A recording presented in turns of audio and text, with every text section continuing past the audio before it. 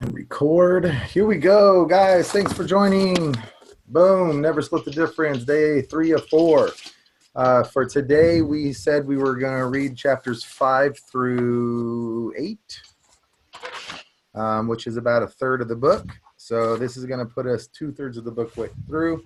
And so we will be finishing next Thursday, and I'm not going to be here Thursday, so we need to figure this out. So I guess we could probably do it Wednesday, but we'll need to pick a time just because, I'll be on a plane Thursday at this time. Okay. So we'll be mainly wrapping it up. We'll be talking about Bargain Hard, Chapter 9, and Chapter 10 is Find the Black Swan. So we're through the meat of this after this week, but we definitely want to put a pin in it. So we'll let you guys know when it's going to be. And we'll finish it up next week. Mm-hmm. So let me pull up the slideshow.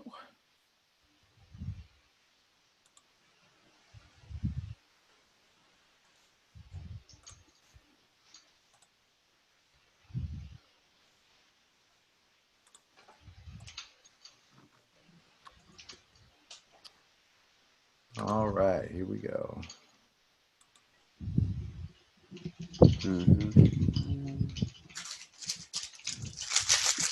All right, so chapter 5, trigger the 2 words that immediately transformed any negotiation. And those 2 words are, that's right. The 2 words that can transform any negotiation, that's right, is better than yes. Strive for it. Reaching for that's right in a negotiation creates breakthroughs. So as we move through the book, they talked about the BCSM, the Behavioral Change Stairway Model, which is actively listening, rapport, influence, and behavioral change. And so this is kind of the different stages that they go through to get more than a yes, to get a that's right. So let's run through this real quick. So in this chapter, he talked about a story about negotiating over 4 months with this person, and how they had just hit a roadblock after roadblock. And so coming from the book, he decided he needed to reposition this person in his own words in a way that would dissolve the barriers. And so the systems that we're going to go through is, the first thing you do is you have an effective pause. Silence is powerful.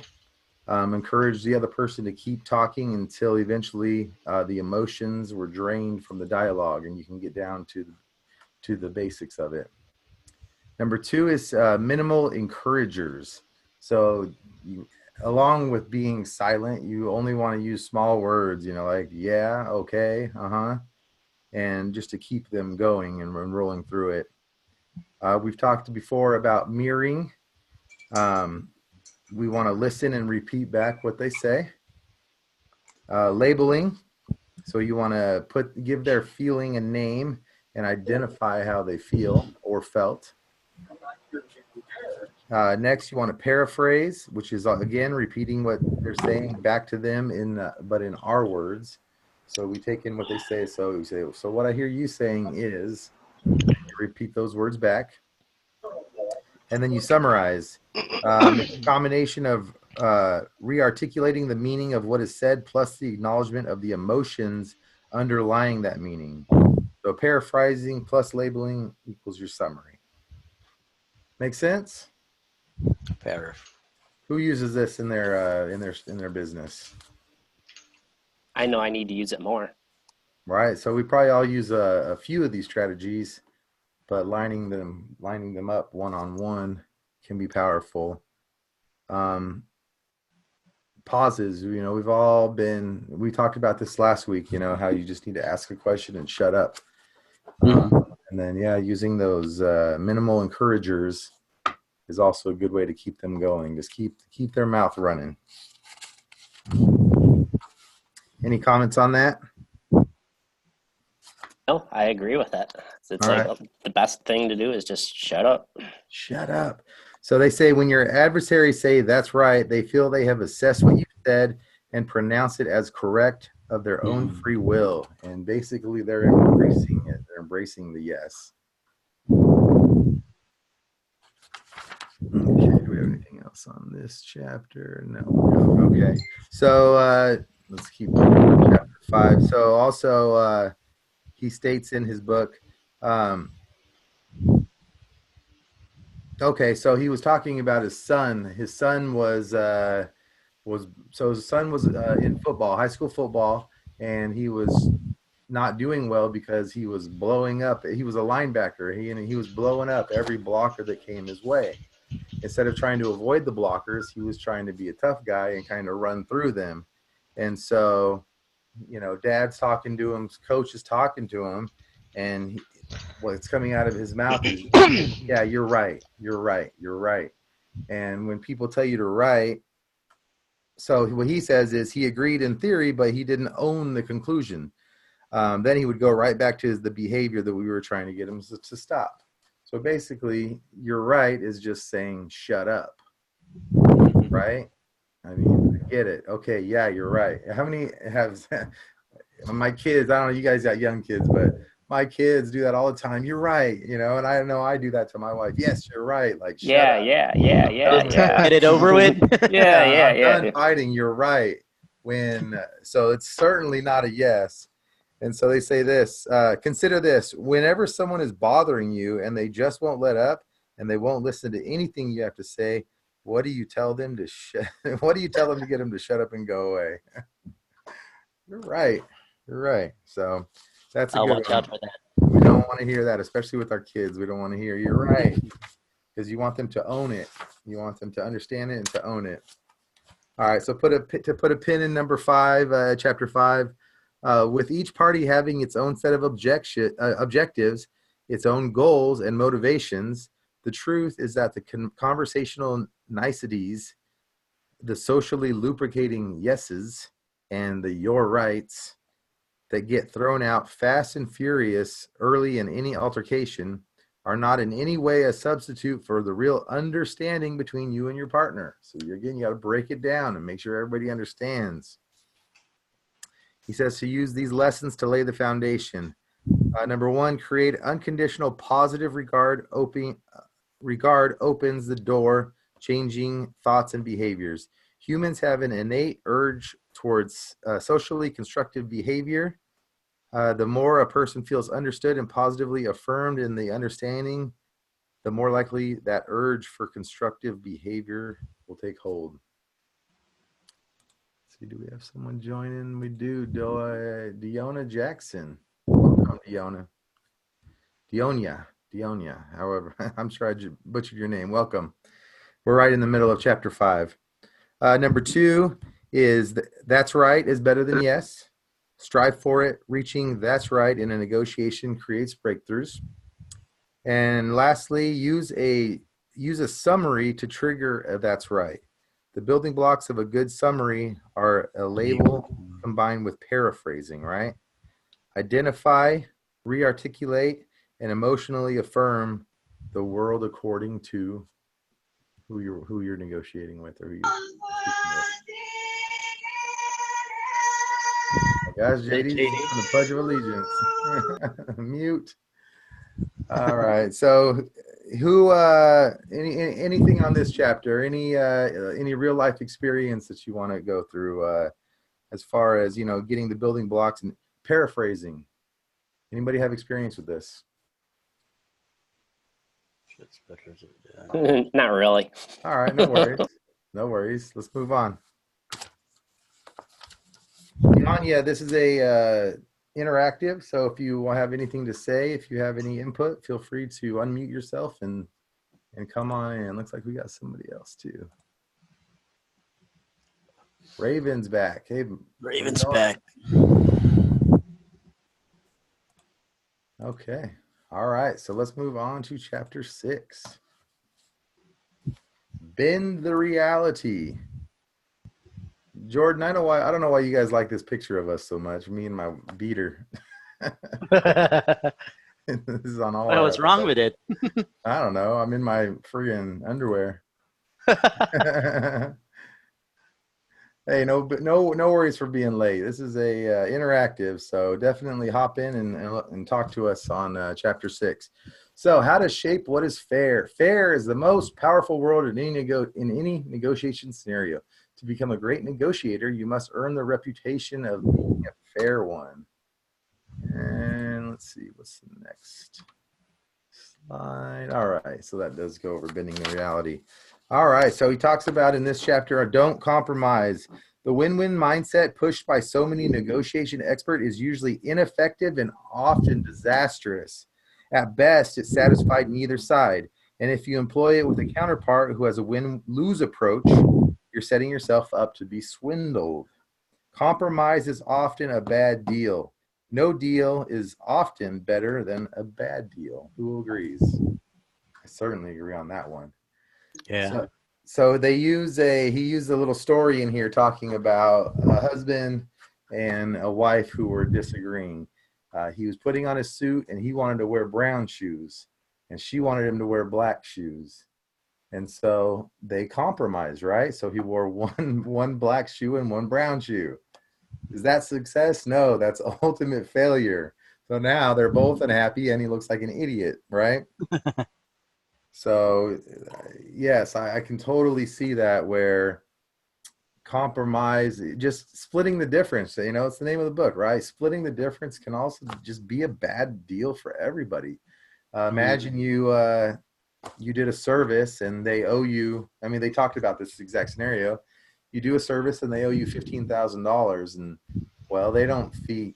So you're on this side. You think you're owed this. They're over here. They're not happy with what they received, and so now they want to pay you $7,500. So you're pissed off because you only got $7,500, and they're pissed off because they had to pay $7,500. Like, how is that a win-win? That's a lose-lose. So we want to go over bending the reality to, I suppose it's manipulate the other person to seeing your side. All right, so I love this part. So he says, I'm here to call bullshit on compromise right now. We don't compromise because it's right. We compromise because it's easy and because it saves face. We compromise in order to say that at least we got half the pie. We compromise to be safe. Most people in a negotiation are driven by fear or by the desire to avoid pain. Fear or the desire to avoid pain. Those are two negative aspects in our life. So too few are driven by their actual goals.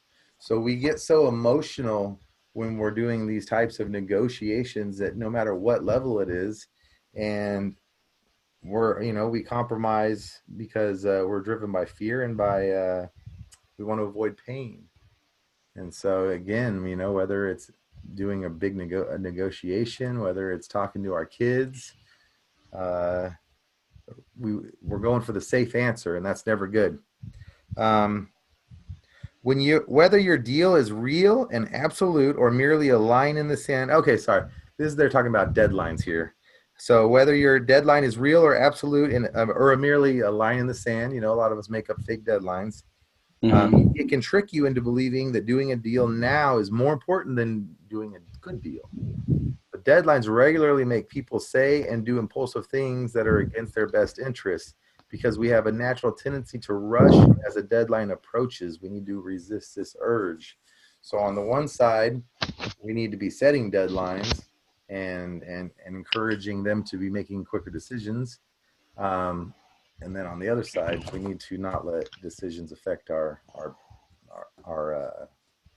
negotiations. So how many of us have been in the wholesale game? You got like 2 days left on that contract, right? And you're willing to take less. You're willing to do what it takes because you don't want to lose the deal. You're stuck on a deadline.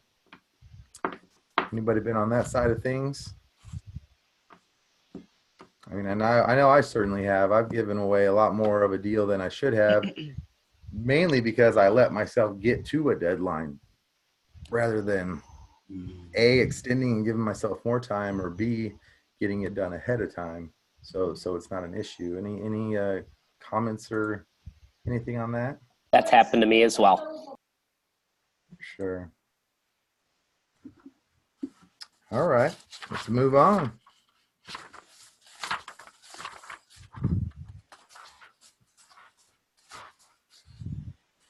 All right. So in this chapter, they also talked, before bending their reality, they talked about the prospect theory. I want to talk about that. So the prospect theory describes how people choose between options that involve risk, like in negotiation. The theory argues that people are drawn to sure things over probabilities, even when the probability is a better choice. That's called the certainty effect. And when people take greater risks to avoid losses than to achieve gains, that is called loss aversion.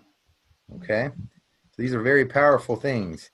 That's why a person, so here's the example. A person who's told he has a 95% chance of receiving $10,000 or a 100% chance of getting $9,499, which is, what is that, a $501 difference? Mhm. Usually avoid the risk. Okay, so if I present that to you guys, your 95% chance of $10,000 or 100%, I'm going to give you $94.99. What are you guys going to take? Naturally, you go for the one with no risk. You're It's a going to give up the no-brainer. $500, right? 100%. Jordan, Yeah. what are you going to do? Yeah, we go with the same thing, 100%. Cyrus, what are you going to do? I'll go with the same thing. You're going to roll the dice? Okay. No. All right. So now let me flip it on its head, guys. So you have a 95% chance here. So while the same person who's told he has a 95% chance of losing 10,000 or a 100% chance of losing 94.99. Now what is so Jordan, you have a 95% chance. We're going to roll the dice. There's 95% chance you're going to lose 10,000. Otherwise, okay, I'll let you just pay the 94.99 now, and it's 100%. You're going to pay that. What are you really willing to do? Well, I need to know what are the things that I need to do for me to make sure that to get that 100% assurance. The 100% assurance is you pay me $94.99, and that's all you have to pay me. You don't have to pay me 10,000. But if we roll the dice and it's not, if you hit the 5%, then you don't have to pay me, right? But 95% chance you're going to have to pay me that. Are you going to roll the dice? No.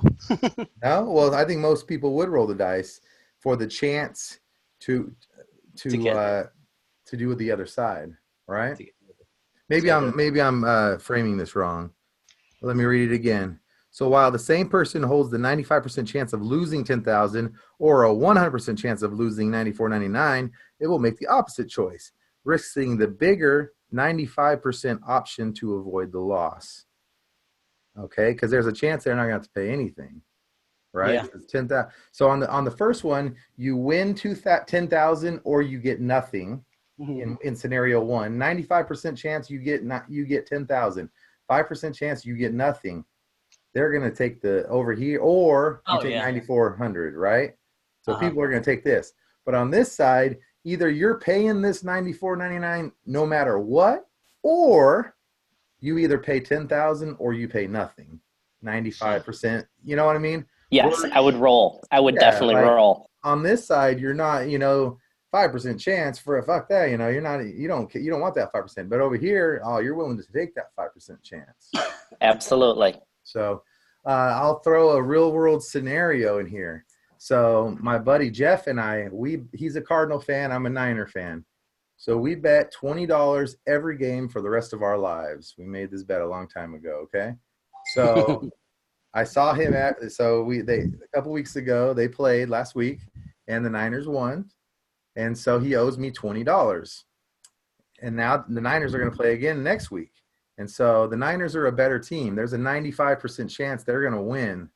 So I told him, hey, you can pay me $30 now, or you can roll the dice and see if the Cardinals win. Because if the Cardinals win, he owes me nothing. If the Cardinals lose, now he owes me $40. So this is like the exact same scenario, right? So I asked him, like, hey, pay me $30 now, and I won't, we'll call off the second game. So what do you think he did? He paid you $30. What would you do, Eric? I'd say screw you. I'd bet against you anyways. He's a real friend, so he said, "Screw you, roll it," and so now he's gonna owe me $40. But there's that small little chance that he's gonna owe me nothing. So Yeah. Yeah. So this is real life stuff. So let's talk about the process now. First, you want to anchor their emotions. Okay. So to start out with an accusation audit, acknowledging all of their fears. By anchoring their emotions in preparation for a loss, you inflame the other side's loss aversion so that they'll jump at the chance to avoid it. Okay. So you're either going to be like, oh man, it's you're kind of bringing them, you're anchoring them down to a point. You're kind of saying something that brings their expectations all the way down. So when you give them something that's a little bit higher, but it's less than where you started, they're happy instead of upset.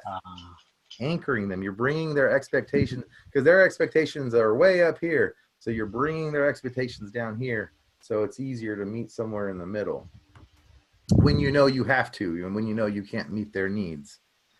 Number 2, let the other guy go first most of the time. And this is when it comes to negotiating price. Who uses this? Hopefully everybody does. Everybody, you have to. But how many people will actually give in and say a number? So I did this yesterday, actually. I was talking to someone who kind of wanted to partner up. And we didn't know where they wanted to be. They didn't really know where we wanted them to be. And neither one of us wanted to say a number. So to get something out there, I anchored them by talking about an example. I said, well, we had another guy who was going to partner with us. He ended up not doing it. But this is what he brought. This was the experience he brought. This is what he brought to the table. And we were, he's bringing more than you're bringing. And we were willing to offer him 30%.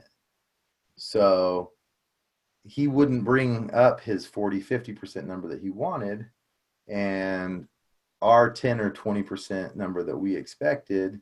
So that's where I said that. And then I said, so typically on this, so I throw a typically on these types of situation, it would be about a 10 or 20% or a 20 or 30%. So I've anchored it. You know what I mean? His expectations are way up here, and I'm saying, hey, we're typically down here. So that's that. Sometimes I go through and you'll say, if they're trying to get to a number, I'll throw like a really off number. Yep. So in other words, we'll say just doing commissions. Sometimes the people ask you, it's like, all right, what are you going to charge to sell this house? And I'll say 7%. Then right away they're like, what? Because then at least you have the option. They were waiting for that 6, man. They were ready to negotiate that 6 down, right? The 6 down, but then once they hear you 7, then they just kind of go, what? Then they're just like, wait, how are you different? Why are you so much? Then you can go through, and then if necessary, then you come down and say, hey, here it is. Here's, okay, you talk me into, I can do 6 to do whatever. But then at least they feel like they have somewhat of a win. Yeah, and then you're getting what you want, and he talks later about it, adding something else. So you can say like, you know what, I will do it for 6, but or since you agreed that we should do this, and I think we're really on the same page, I think it's going to be a good thing. I'm willing to drop it down to 6% for you, right? When that's what you were shooting for in the first place. Yeah. So 7 would be nice.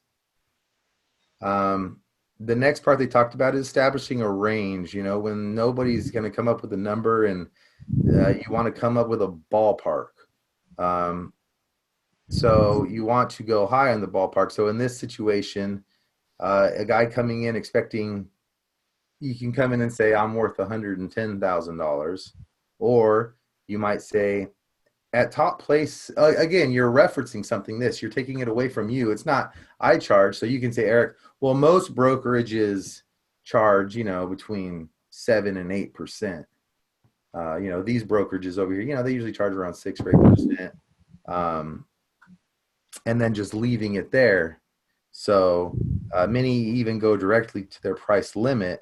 So a lot of times they might be like, oh, well, or no, sorry. You might say, if you're looking for 6, you might say a lot of brokerages do 6 to 8%. And so they might be like, well, why don't we do 6? You know what I mean? They're go ahead. We do a lot of that when it comes down to pricing the house, because the price is what's ultimately going to sell. And they always ask me, well, what's the value of this home?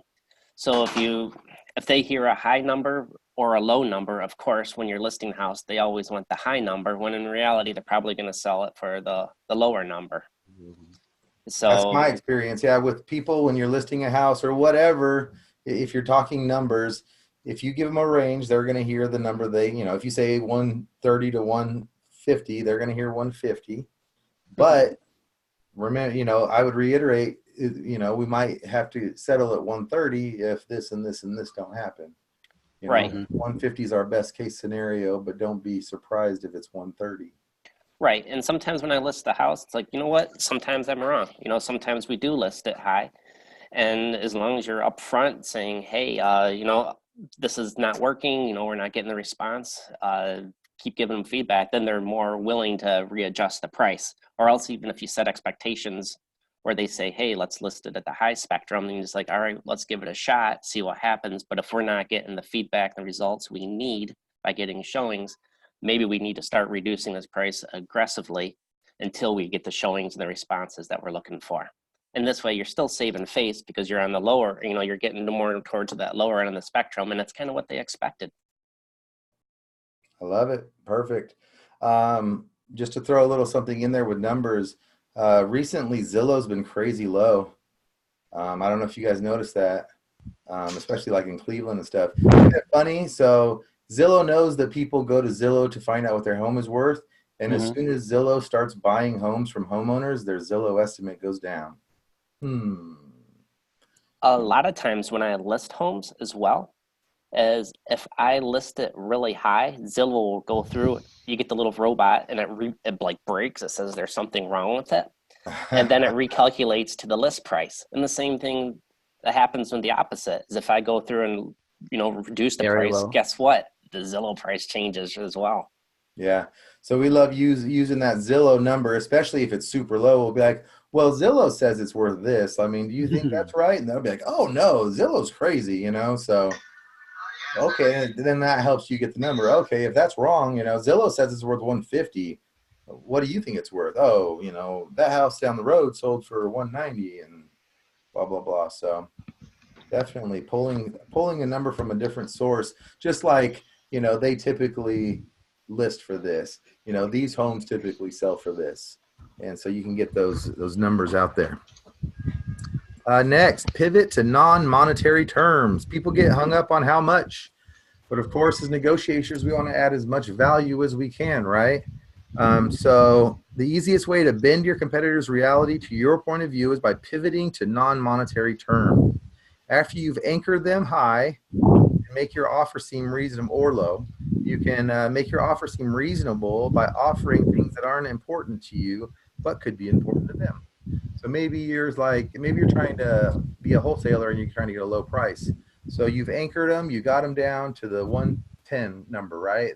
They want 150, you're at 110. You can buy it at 130. So you want to get that 110 out there, talking about it. And then, oh, by the way, I got a great moving company. If you need help with them, I'll actually set that up for you. I'll do this for you. I'll do that for you. We'll take care of this. We'll take care of that. So obviously your previous conversations are going to key you into what you should be offering, listening to them, having empathy, finding out what's important to them. But once you do, then you would definitely want to use that pivot to non-monetary terms, because there's a lot of value adds that you can have that doesn't cost a dime.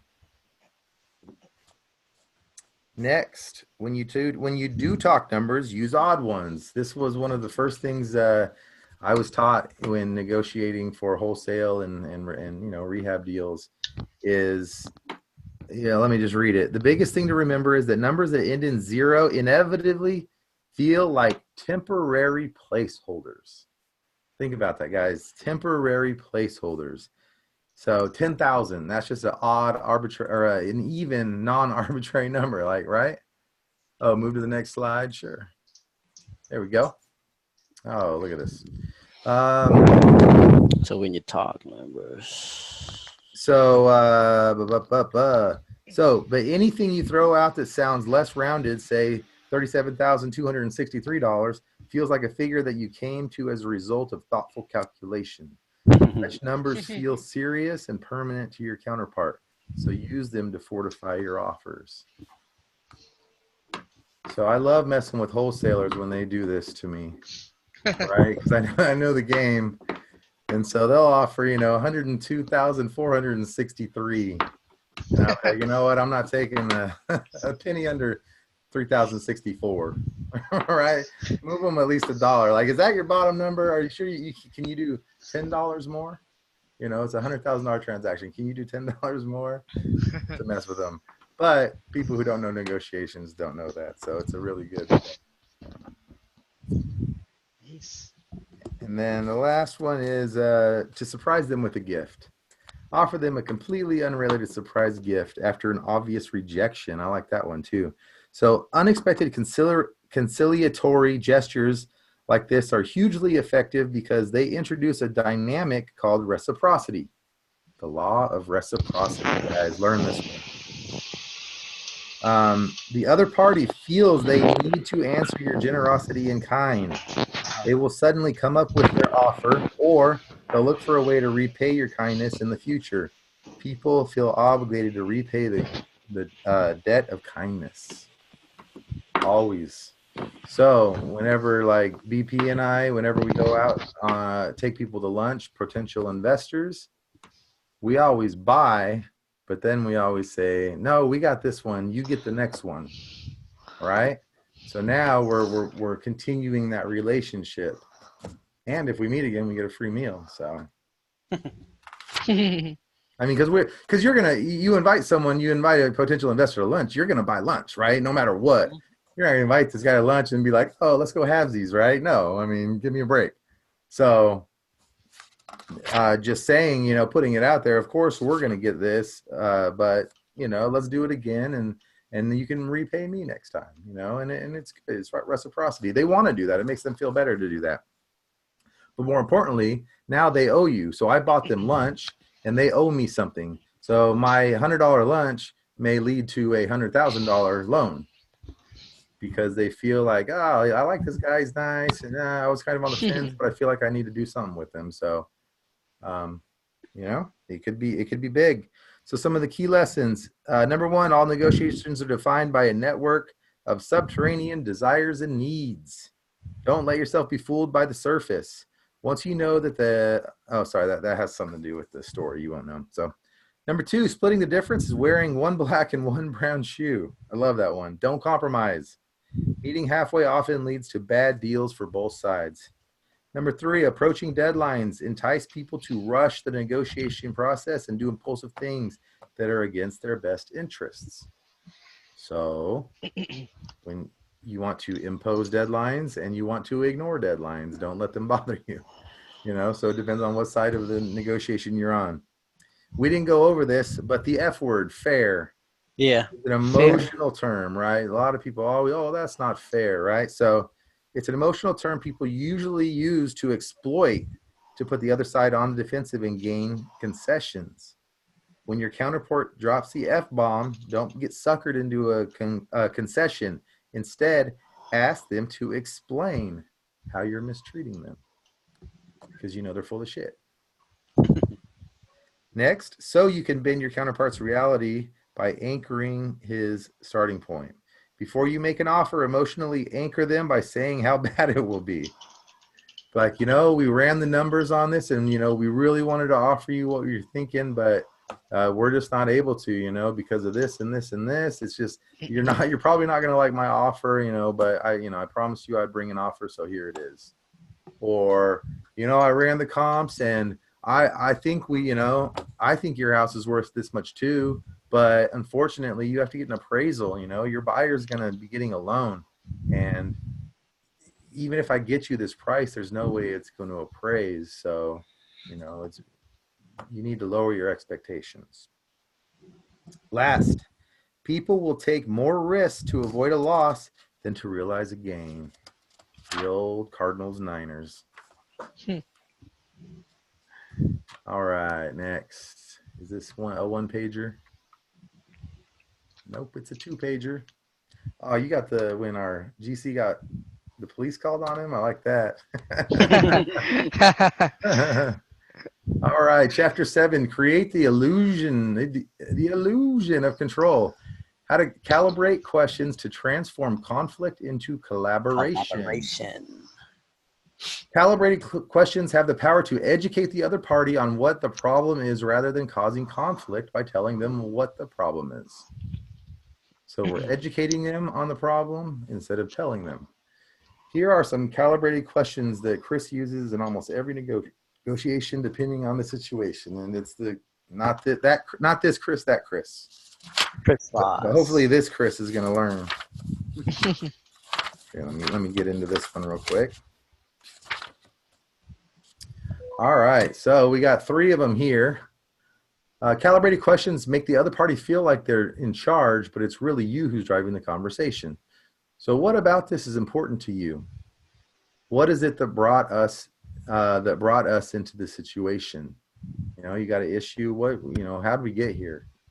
Because then actually you're having them own part of it as well. It's us. It's our problem. And lastly, what are we trying to accomplish here?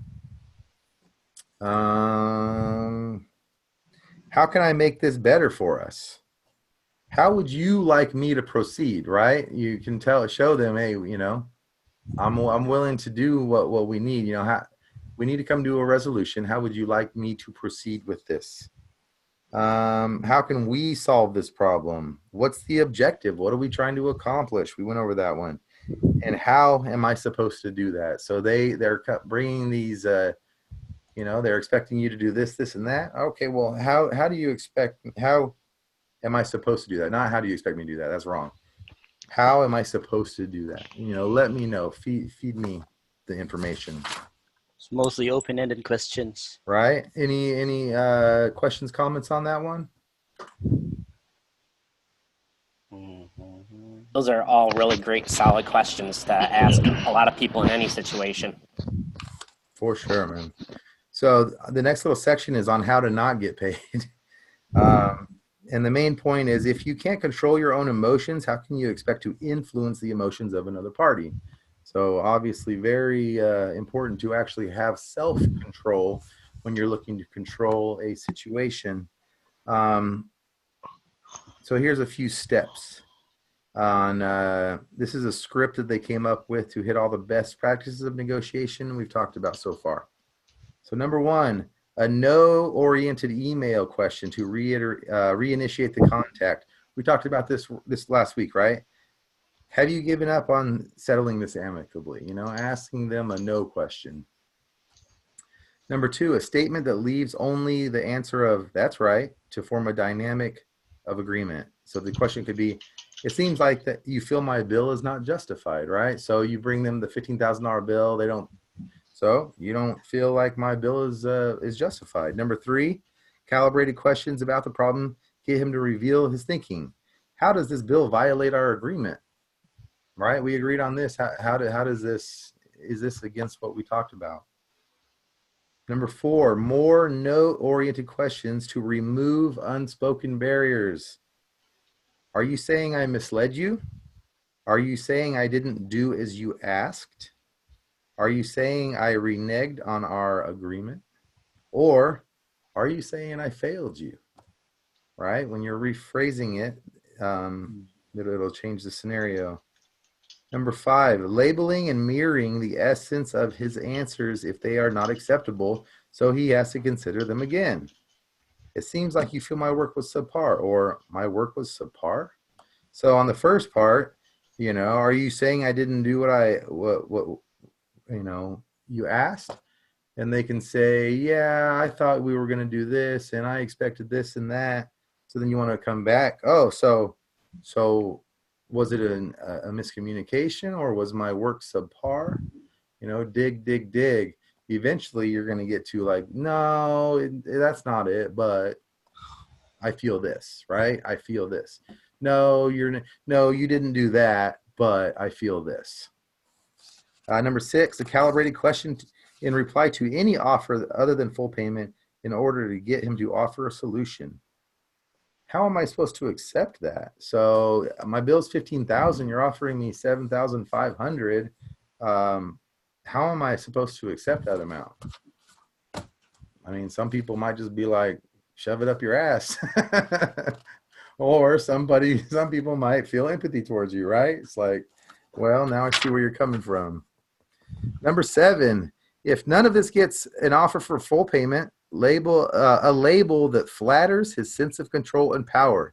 It seems like you're the type of person who prides himself on the way he does business, rightfully so, and has a knack for not only expanding the pie, but making the ship run more efficiently. Okay, so it seems like you flatter them. And then number 8, a long pause, and then one more no-oriented question.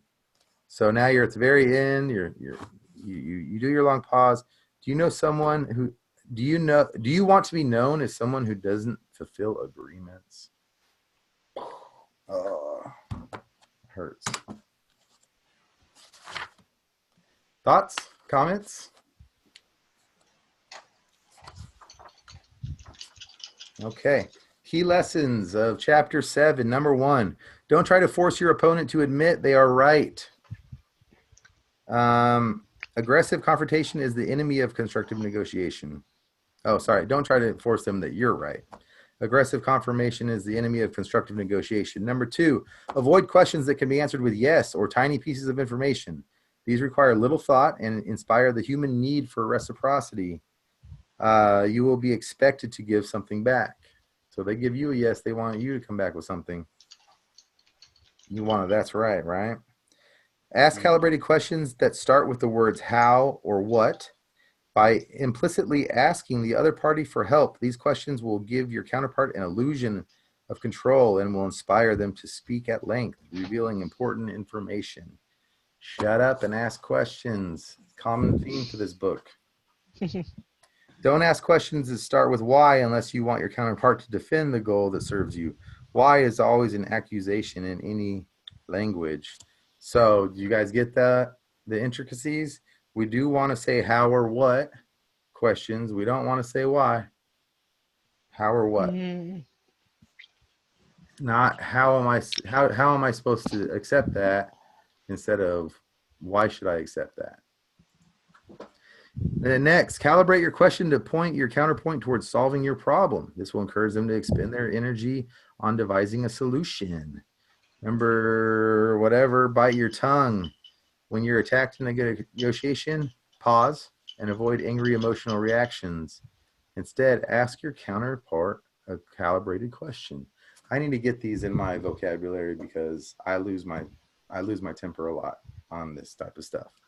And having a good question to ask instead of telling them to screw themselves. Why? Right? Not why. How? How or what? And lastly, there's always a team on the other side. If you're not influencing those behind the table, you are vulnerable.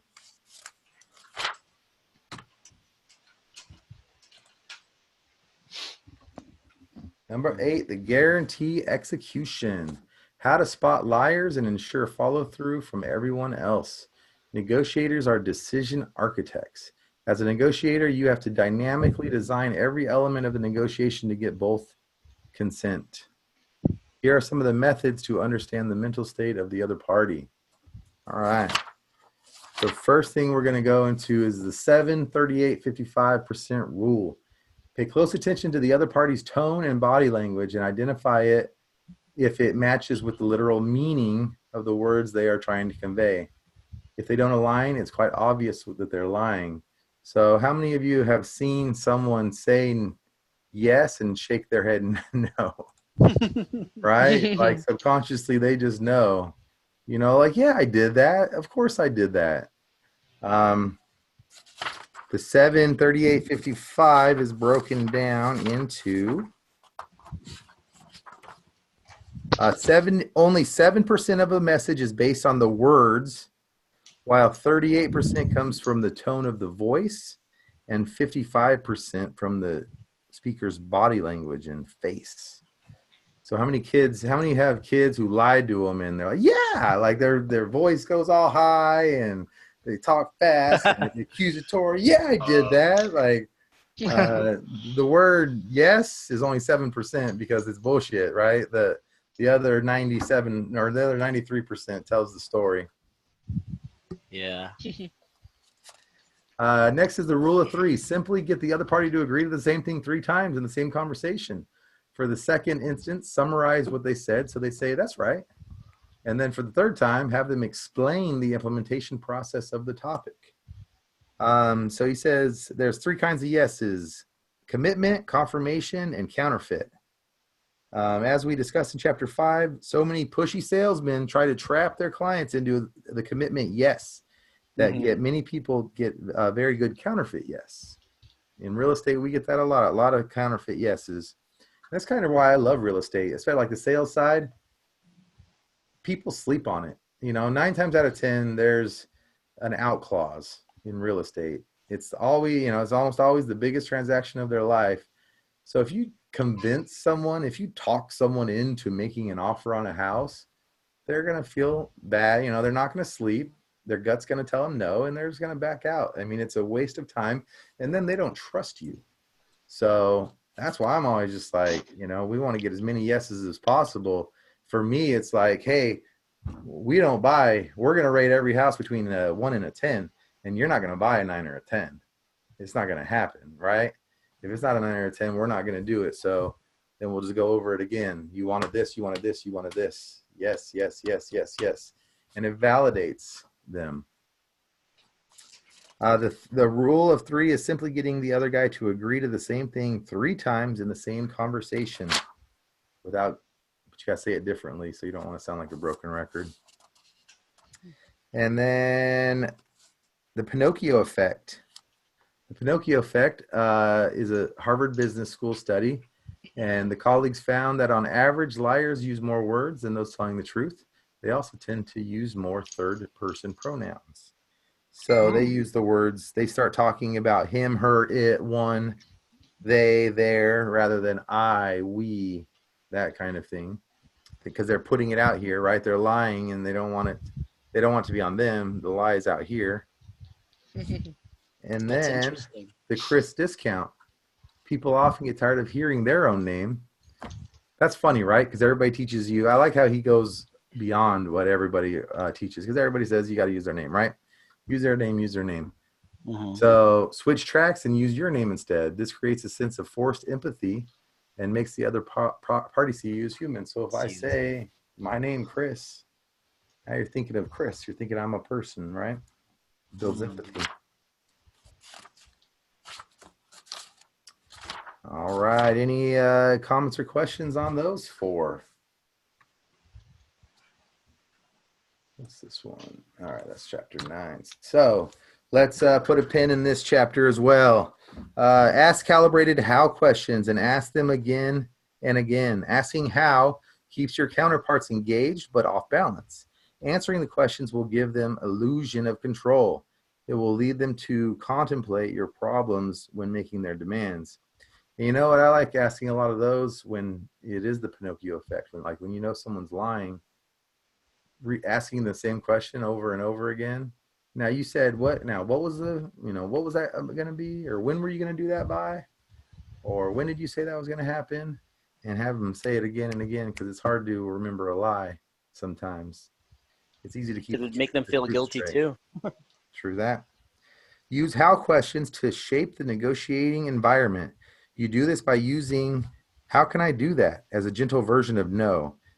This will subtly push your counterpart to search for other solutions, your solutions, and very often it will get them to bid against themselves.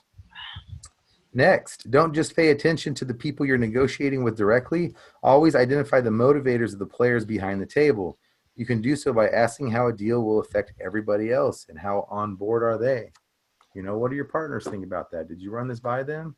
Are they okay if you don't get this deal? Follow the 7-38-55% rule, paying close attention to tone of voice and body language rather than words. Is the yes real or counterfeit? Test it with the rule of 3. Use calibrated questions, summaries, and labels to get your counterpart to reaffirm their agreement at least 3 times. It's really hard to repeatedly lie or fake conviction.